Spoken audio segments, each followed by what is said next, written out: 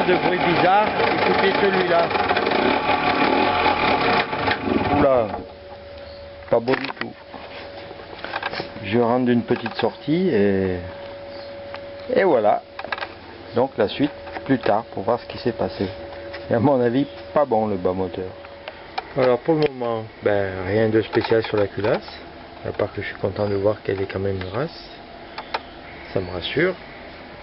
Enfin, ça me rassure par rapport à si elle marchait. Bon, le joint, tout ça c'est ok.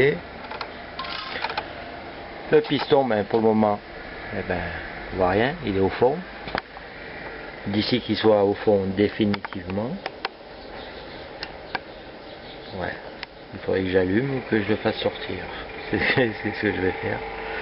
Saloperie. Bon voilà, c'est réglé, c'est terminé les 175 je pense.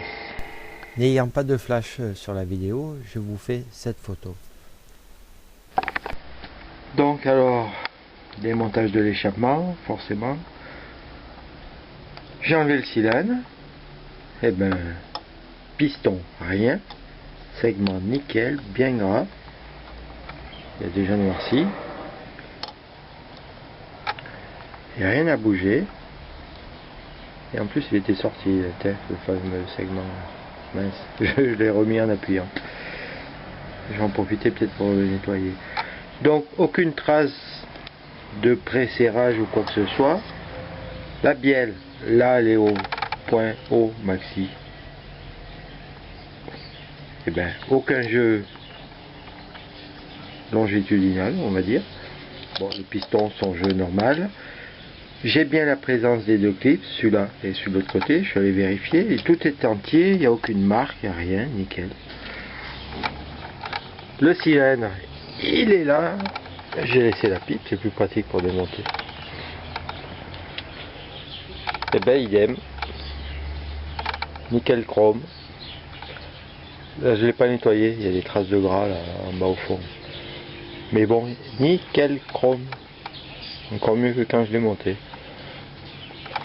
Donc il va falloir voir du côté... moi embrayage je pense. Ouais.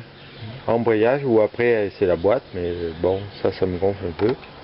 Remarquez, ça sera l'occasion de le faire.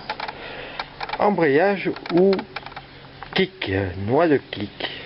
Arbre de kick plutôt. Ça me parle bien ça. Vous vous rappelez l'histoire de l'arbre qui sortait là? Ça me parle. Dommage parce que aujourd'hui, le premier réglage de ce matin, elle marchait du feu de Dieu. Je crois que j'avais trouvé les bons réglages. Allez, la suite, bientôt. Ouais, juste pour vous remontrer une vue de l'autre face, tout est présent. Hein. Il ne manque rien, pas de traces, rien. Et le kick marche, vous avez vu? Je viens d'actionner, le piston est descendu. Hop, je le remonte à normal.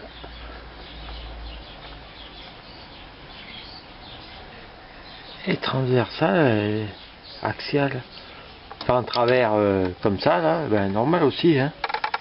Pas la bielle. Je vais poster ça comme ça. Bon, c'est pas rigolo, ça va être un genre de quiz. Et j'attends vos idées pour savoir d'où ça vient. Pour savoir, je vais en démontant, mais bon, pour tester un peu. Mais de toute façon, de l'autre côté, il y a rien. Ah, il y a le volant. Le volant que j'ai démonté hier. Je vais peut-être commencer par ça. Voilà. Donc la suite. Après avoir posté, pour attendre vos réponses. Alors le volant, bon, il était bien serré parce que je l'ai démonté hier, je l'avais bien serré. À mon avis, ça viendra. Bon, j'ai bien trouvé quelque chose, mais à mon avis, ça ne viendra pas de là.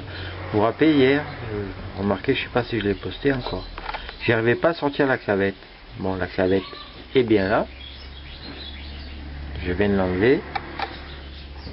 Mais j'ai eu besoin de ma pince long bec parce qu'à la main elle venait pas.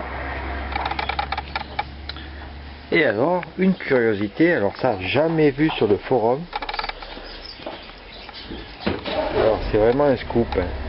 J'ai jamais vu cette clavette. Je vais faire des photos de macro après. Regardez la clavette. Vous voyez, il y a du jour derrière. Du blanc plutôt. Regardez, sur mon pouce, c'est la partie qui va sur le vilebrequin. Et sur mon, c'est quoi, c'est l'index, c'est ça, la partie qui va sur le volant magnétique. Regardez comme elle est cisaillée. Vous voyez la différence? Regardez, je regarde moi dehors, il y a 2 mm d'écart entre le bas et le haut. Et il me semble que ça y était quand même hier, c'est pour ça que j'arrivais pas à la sortir. Sans compter que vous avez vu que tout à l'heure, pour vous faire écouter le bruit, j'ai démarré. Remarquez un petit écart comme ça peut permettre de démarrer quand même. Mais je crois pas, je sais pas si ça ferait vraiment ce bruit terrible. Je vais essayer de faire des photos pour mieux vous montrer. Là on voit bien. Hein. Ah, enfin moi oui. Voilà, j'essaye de vous faire des gros plans de la clavette. Cisaillé, mais pas sectionné, juste décalé. Il y a 2 mm facile, je dirais 2 mm et demi. Mais je ne suis pas sûr que ça vienne de ça. Je n'étais pas sûr, maintenant j'en suis presque sûr. Parce que finalement elle démarrait. Et clac clac, comme si l'explosion était soit trop en avance, soit trop en retard. Bon, le problème c'est que ça a pris surtout les doigts nets. Et les doigts, on s'en fout un peu. Mais bon, c'est tellement rare que j'en ai pris plusieurs. Et voilà l'emplacement de la clavette. Bon, ça c'est... Je m'éloigne un peu. Ça c'est la toute pétée, de travers. J'en ai bien une, mais elle n'est pas arrondie. C'est celle qui va sur le vilebrequin aussi, mais de l'autre côté, sur le pignon de sortie de vilebrequin. Dommage. J'aurais bien essayé tout de suite.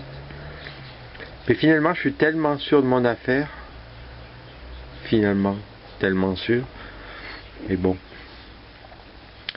Je vais reposer le cylindre. Déjà, ça évitera aux saletés de rentrer. Parce que ce petit décalage là, si ça fait l'explosion, ça fait pas mal, hein. 2 mm là. Sur l'allumage 2 mm d'avance. Ça fait un paquet sur le poids Moro.